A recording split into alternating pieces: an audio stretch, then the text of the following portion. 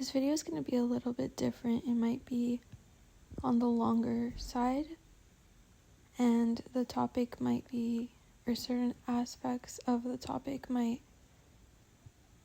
be more challenging or triggering to talk about or to hear about.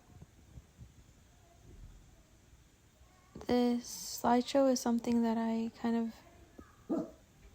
excuse any background noise, that I kind of made for myself just to get the thoughts out of my mind and into a more tangible form. And I was actually going to do something with this slideshow, but it didn't end up happening, so I figured I might as well share it here on this channel, and who knows, maybe someone needs to kind of hear a little bit of what it has to say. And it's really about OCD. It's OCD through the lens of manifestation, some ways of shifting perspective that have helped me with my own experience with OCD. I titled this Free, I think just because the word free to me represents freedom from the chains and the shackles that OCD makes you feel like you have, or that you're stuck under. And just freedom, permission to be free, to be myself, to breathe, to not be afraid of the thoughts in my mind and all that OCD brings with it. So a lot of the information here could be majority common sense, things that we all kind of know, but it's really the simple things that can make the biggest difference sometimes, and we don't really take the time. We might know this information, but we don't take the time in our daily lives to take a moment to pause and to reflect on this knowledge and on how it could shift our lives. So really finding simplicity amongst the complexity of the mind. And I'm sorry if my voice keeps going in and out. I don't know what that's about. Anyways, before I show the quote on the next slide, I do want to mention that, two things. One is that I know that this is a lot easier said than done. Trust me. OCD is very debilitating and overwhelming, and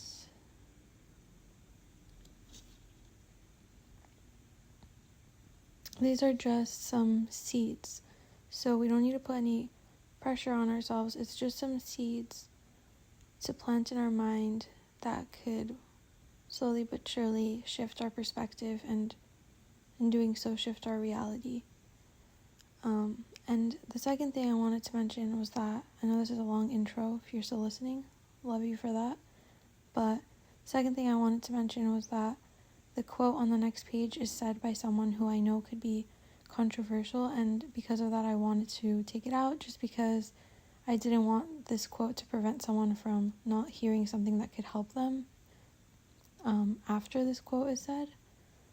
I know a lot of people either love this teacher or dislike him, but I wanted to keep it in the end because it's part of my truth and I resonate with a lot of his work, and I think that this wisdom has been around long before and will be around long after he has said anything about it. I just like, especially this quote, how he worded all of that. So with all of that being said, let's begin. If we can turn on the stress response by thought alone, then our thoughts can literally make us sick. But if your thoughts can make you sick, is it possible that your thoughts could also make you well? Joe Dispenza. So just sit with that, with the vibration of all of that information, with the words, let it resonate or not resonate, whatever it is. And I think that sums up this slideshow pretty well. It's really taking the power that we have within and changing the game, flipping the script. So first, before we do anything, let's begin by looking at the core definitions of OCD and manifestation. OCD is obsessive compulsive disorder. The National Institute of Mental Health states that it is a common, chronic, and long-lasting disorder in which a person has uncontrollable, reoccurring thoughts, obsessions, and or behaviors, compulsions, that he or she feels the urge to repeat over and over. So as you can see, we have the OCD cycle. Your brain sends a false signal of danger. You have anxiety and fear. Your brain wants this anxiety and fear to obviously leave. And so you find a compulsion. I hope I'm saying that correctly. You do the compulsion and you get temporary relief. And your brain now believes that the compulsions are the solution and the cycle repeats. So it's this poisonous cycle of thought and behavior that you think are the solution to the anxiety, that will ease the anxiety within the fear. But at the end of the day, we all know that's not really the case. What is manifestation? At its core, at its root, it's to show up, to create. So an event, action, or object that clearly shows or embodies something, especially a theory or an abstract idea. The action or fact of showing an abstract idea. A symptom or sign of an ailment. So it's really anything that shows up. So it could be like emotional trauma showing up in a physical way. It's the physical manifestation of that emotional trauma, you could say, the disorder, the ailment. Not even having to do with that, just anything that shows up in our reality, it manifests. OCD is not portrayed, I don't know if I'm saying that right, in the media that often.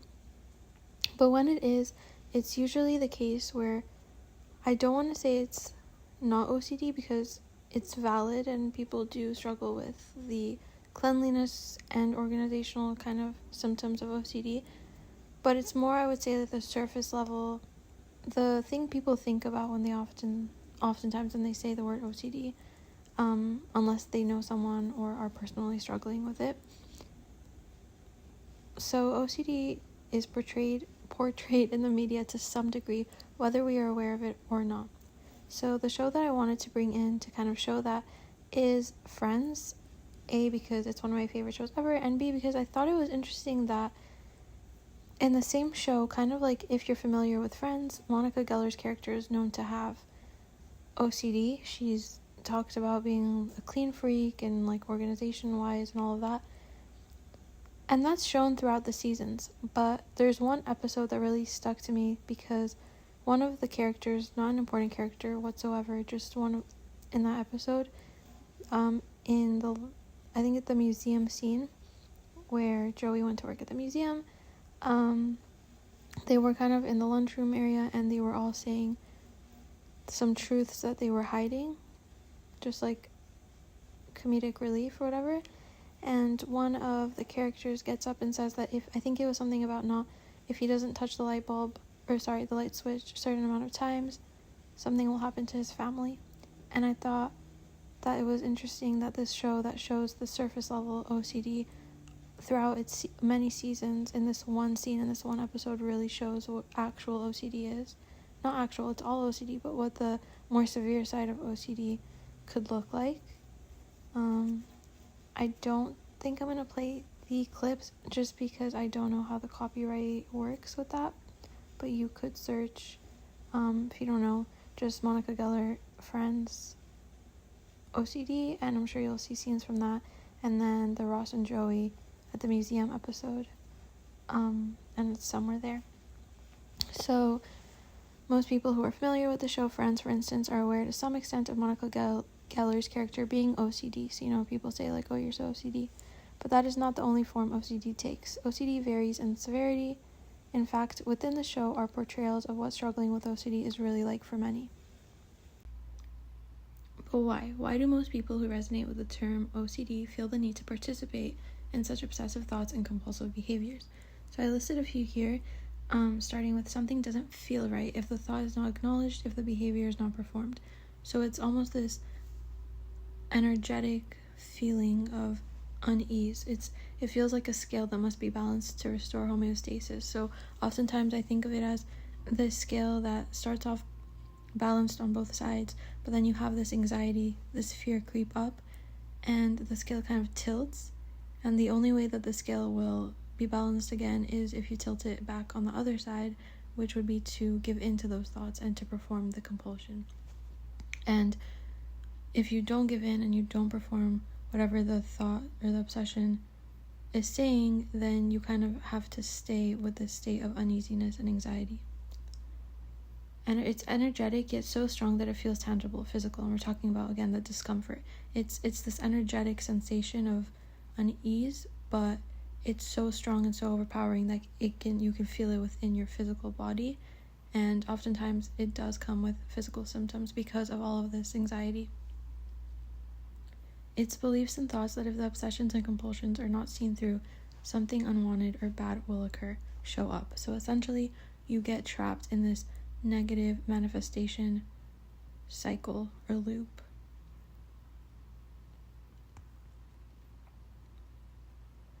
So again, throughout these slides, I just want to bring in different ideas to kind of shift our awareness, our perspective.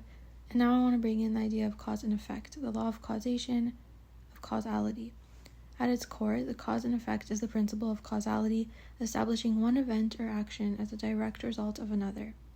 If we look at it from a more spiritual lens, universal law, I think it's called Hermetic laws, the law of cause and effect is a universal law which specifically states that every single action in the universe produces a reaction no matter what. Every single effect within our world upon our earth has a cause, an original starting point. And this is where we change our perspective. This is where the game shifts, by shifting our starting point. So, if you have A and A equals B, you have an effect and that creates, you have a cause and that creates the effect. The cause is the starting point. Everything has a place where it originated from, every effect. So what we have to do is shift where we start from, shift what our cause is. And then naturally that will have an effect on the effect. It will change what happens. Before we get more into that, I want to bring in Joseph Murphy's quote on cause and effect. Every thought is a cause and every condition is an effect. Change your thoughts and you change your destiny. So here we see that through this lens, the cause is the thought itself and not the lack of acknowledging the thought or partaking in the accompanying compulsions. Moreover, the direct effect being the conditions we find ourselves with or in, point to the fact that those conditions are not limited or doomed to be negative. If we can tap into the knowing that we can change our thoughts and in effect change our conditions, our reality. So here, Joseph Murphy is saying that our thoughts are the starting point. Our thoughts are the cause of every effect. So if we can realize this, then we can have kind of a break in the loop that we're stuck in, and our conditions can begin to shift as well. This is what I mean. So here we have change our perspective equals shift our starting point. With OCD, let's say, the cause is not following through on the obsessions and compulsions. So let's say you're afraid of your cat getting lost, and just for example, and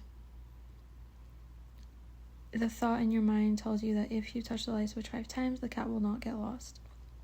So here, the cause would be whether or not you touch the light switch, and the effect would be whether or not your cat gets lost.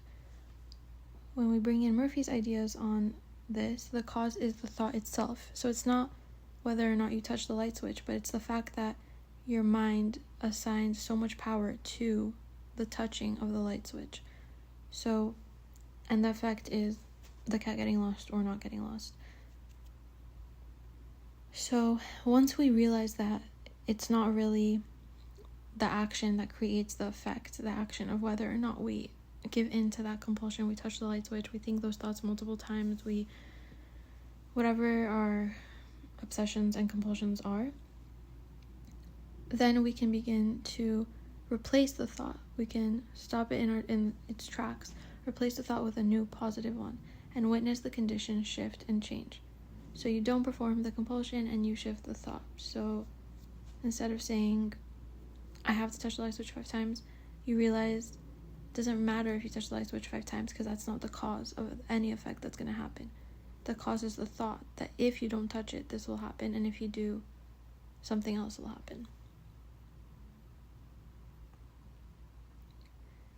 I really like this quote. I think it sums it up perfectly. The day you decide that you are more interested in being aware of your thoughts than you are in the thoughts themselves, that is the day you will find your way out. So it's really about becoming this observer of thought and taking a moment to realize that the noise in our mind, it's not us. So kind of differentiating between this voice that's trying to control us and who we truly are. And instead of being more interested in the thought, in what the thought is trying to make you do or trying to tell you to do, you become aware of the thought, and you become more interested in being aware of the thought, being the observer and watching it on the screen of our brain, of our mind. Then you can find your way out, and you can realize that if you're the one watching it, you can also change the thought and shift the starting point, and obviously the effect will change as well.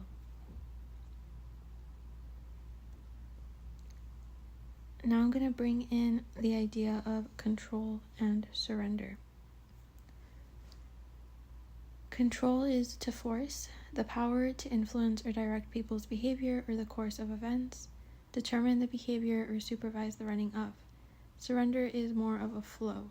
It's to give up completely or agree to forego, especially in favor of another, to give oneself over to something such as an influence. So oftentimes with OCD, we feel that it helps us have the sense of control over the events in our life, over our safety, over other safety. And we hold on to this force, to this illusion of control. And then there's such a thing as surrendering, of flowing. And in this context, I want to kind of switch the word to give up, because you're not necessarily giving up on yourself, on those around, on health, on any of that. You're not giving up. You're just letting go. You're releasing this kind of fear, and we'll see in the next slides. So what are you letting go of? You're letting go of this illusion or idea that you can control every outcome through performing ritualistic compulsions.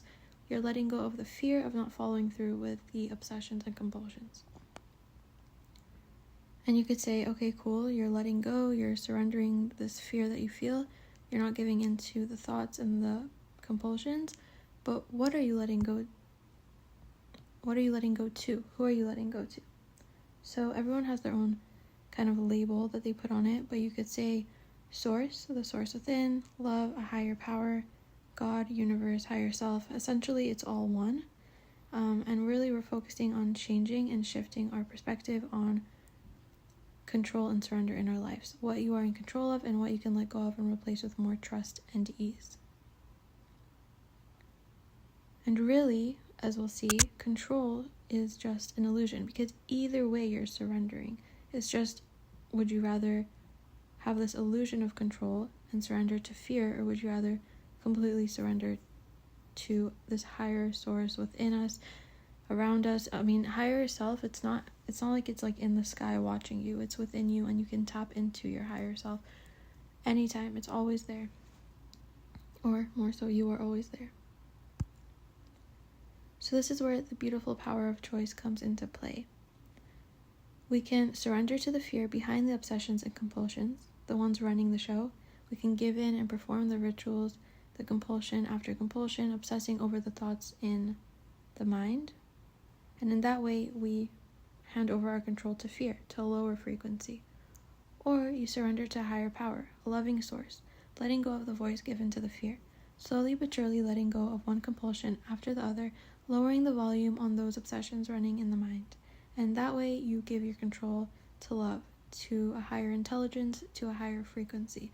So taking a moment to see that really control is just an illusion, and whether you give in to the OCD or you don't, you're giving your control over to something, to someone. So you might as well give it over to to yourself. Trust yourself, trust the higher intelligence within and around, instead of giving it over to this fear-based emotion.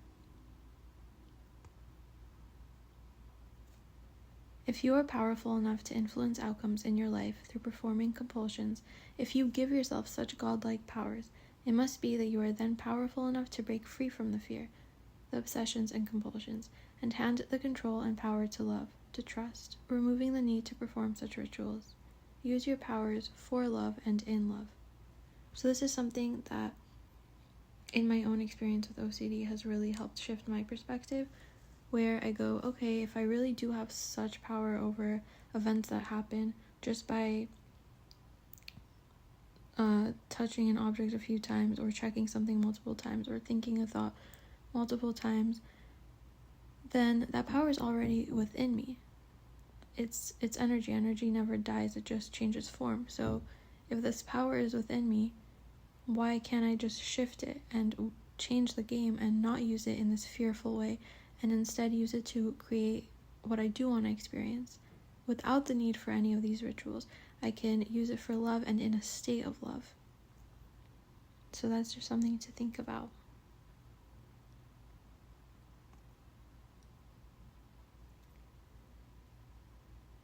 Now I want to bring in the concept of an egregore. I'm pretty certain I'm saying it right, but if I'm not, sorry about that. An egregore is an esoteric concept representing a non-physical entity that arises from the collective thoughts of a distinct group of people. So essentially, an egregore is a thought form. You are creating this entity, this being, from your awareness, your attention. You're feeding life into it. And OCD can be viewed as an egregore fueled by ritualistic repetitions of compulsions and thoughts, obsessions.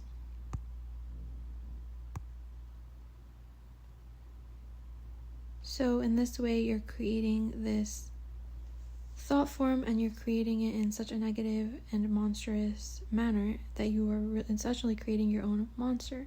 So the collective unconsciously creates the thought form labeled OCD and gives it life. So when describing why you partake in certain compulsions, you might say, oh, my OCD made me, or I'm so OCD. The very words, my OCD. So you're giving form to this unease, to the discomfort, the emotions and thoughts that you experience. You're giving it form, and you're giving it a name. It's called OCD. You're labeling it this creation, which essentially is made of your own energy. Your thoughts and emotions are energy. They carry information, and they created this thought form. And at the same time, you're simultaneously intertwining your identity of self with the identity of this form that you created, of this thought form. It's part of you. It's yours. So if you look at it even further, looking at the words made me. Who made you? If the compulsion is not performed, who will bring the consequences forth into your reality? Who's going to make your cat get lost? When you are giving shape and form to the discomfort, that unbalanced feeling when the obsessions and compulsions are not acknowledged, and the form's name is OCD. You are unconsciously creating a monster and becoming its prisoner. Each time you surrender to the fear, to this monstrous creation of your own making, and perform the compulsion or obsess, you are feeding and expanding its life force. You are giving it attention, and in effect, you are giving it life.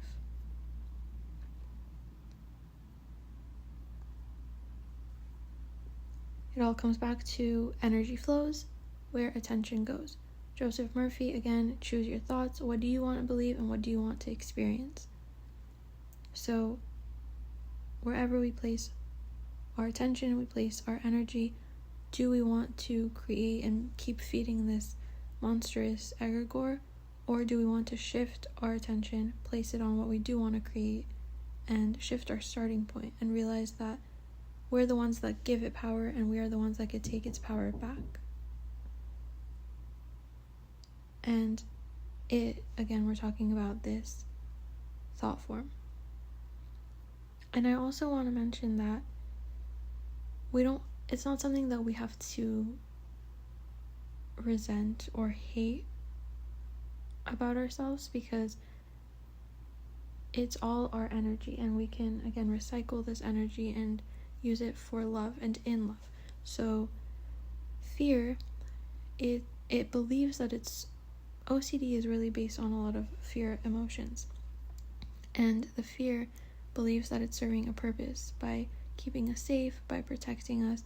So really we shouldn't look at it with anger or resentment, or even those emotions. It's we shouldn't look at with anger and resentment. So it's the cycle.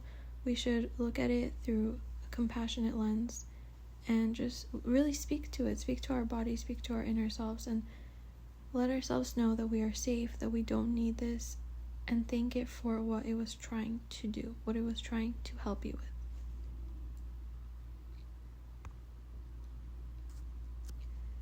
Egregore also has a more spiritual definition. It can be defined as a force generated by a powerful spiritual current and then nourished at regular intervals. So you are nourishing this creation by giving it all of your attention and, in effect, your energy on a daily when you give into that discomfort. So the spiritual current that begins this thought form in the first place is your energy. It's the thoughts and emotions that your energy is carrying, because after all, energy is information. Our thoughts, our emotions, they carry information, and it creates this spiritual current that creates this thought form, and we keep nourishing it at regular intervals by giving in, by being afraid, by continuing the cycle, and we build it and build it and build it. So I don't know if you've heard of the film or watched the film Tangled, but let's just think about this for a moment. First of all, I don't know how to pronounce this mom's names at all, but Mother Gothel, who kidnaps Rapunzel, all while pretending to be her mother, can be viewed as this monster's creation. She uses Rapunzel's magical hair as her source of power to give her life force energy in order to stay young and not age. She controls Rapunzel, and Rapunzel unknowingly gives away her power. So this mother figure can be seen as the OCD that kind of feels like a prison, locks us up, and whether we know it or not, we give away our magic, our energy, and our attention. And this feeds this form, this monster. So let's break it down even further. Rapunzel is kept in a tall tower away from everyone, unknowingly a prisoner of this monster that is Mother Gothel, who claims she is trying to protect her. So again, the OCD, this fear, we shouldn't hate it, because that will just create more of this low frequency. We should look at it with compassion and understand why it's there, why we felt the need to create it in the first place. When we give power and control away to this thought form OCD, we unconsciously become its prisoner up in the isolated tower of our mind, allowing it to control us under the guise of protection, giving it our magic, our attention, our energy, keeping it alive and strong over us. Only when Rapunzel's hair was cut off did Mother Gothel turn to ashes and vanish. So Rapunzel was really the only one that could cut it off at its source. Although I'm pretty sure the dude is the one that cut her hair off in the movie, but really, at its core, it's her hair that was able to give the mom the power and to take it away, to give this form power and to take our power back.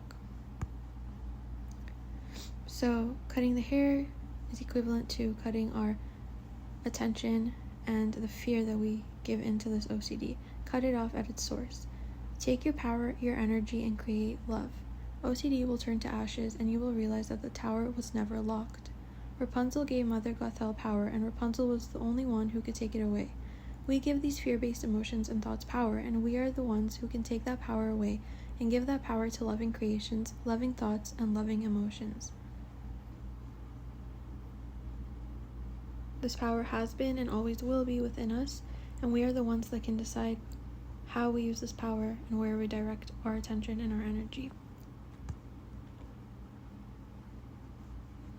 Now let's bring in the two LOAs. So we have law of attraction and law of assumption. With law of attraction, where attention goes, energy flows, and in turn gets attracted into your reality. The law of attraction is the new thought spiritual belief that positive or negative thoughts bring positive or negative experiences into a person's life. And then we have law of assumption: what you assume, believe, you attract. A theory that maintains that what we assume to be true is what we will eventually manifest. So all of this is to say that what we repeatedly believe, what we feel, what we think, well, really what we feel and what we think creates our beliefs, and all of this is what we bring into our reality, what we see more of in our life. When we feed that thought form, we are putting our attention on it, giving into the discomfort it brings up. This may ease the discomfort for the time being, but we are essentially attracting more of it in the long run. Assuming this monster of our own making has control over our life, doomed to repeat the same cycle. So we give into the thought, okay, it eases our discomfort, but then it kind of sticks. It creates this pattern within, and it's what we continue to see more and more of.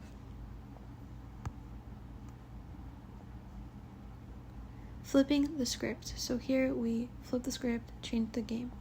The same way we use these two LOAs unconsciously to get stuck in a loop up in the prison of the mind, we can use them as the key out, or more accurately, use them to remember we never needed a key to begin with. We were always free to walk out and start living. When we begin to choose different, choice after choice adds up, and what we see manifested in our reality begins to shift as our choices do. Instead of giving into the discomfort and performing the compulsion, we can choose to put our focus on good, remind ourselves just how powerful we are, change our perspective of how we want to use this power, and choose over and over again to use it to create good in our lives, not to feed monsters of the mind.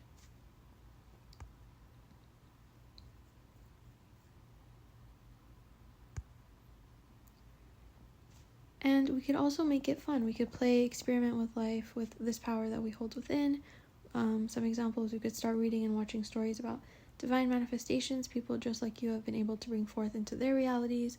We can start putting all of our attention, our focus that would have once went to easing the discomfort towards visualizing and believing in something positive.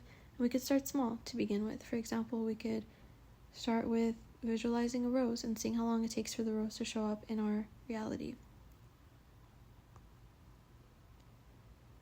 And with all of it, just don't take it too seriously. Obviously, have grace for yourself, have compassion. And we could use this experiment as a way to avert attention away from the thoughts and beliefs that something bad will happen, and busy your mind instead with the thoughts and beliefs that good will happen, that a rose will show up for you in your reality. Eventually, this belief will drown out the negative ones, and you will have stepped into a whole new life, a new you, a new time, a new reality where your baseline is believing in the good you can create, not the fear-based beliefs you held in that version of you, or in that old version of you. So with all of that being said, I really want to emphasize that, of course, it's so much easier said than done, and this will not automatically take the OCD away in a day. I mean, maybe for some, believing in miracles could also be baseline, but it really is step by step, day by day, choice by choice, and choosing to shift our starting point from, if I don't do this, then that will happen, to I don't have to believe that thought in the first place, and shifting the thought and shifting where we place our attention, and kind of making this monstrous creation turn to dust and vanish, and reusing that energy for good, for love, for purpose. Reminding ourselves that life is full of choices, that this too is a choice, and the only one who can free us is us with each choice that we make. It really is about choice. I also put some quotes in that really resonated with me and helped me shift my perspective. So you could take a moment to read them, let them sink in, contemplate them.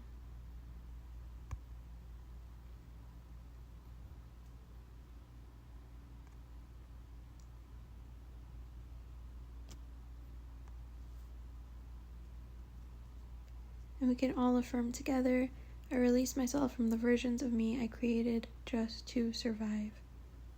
So I wish you all peace of mind, peace of heart and body and soul, and happy shifting. Again, just take it easy on yourself. Don't assume that it could just all happen at once, but also trust yourself, your inner wisdom, your intelligence,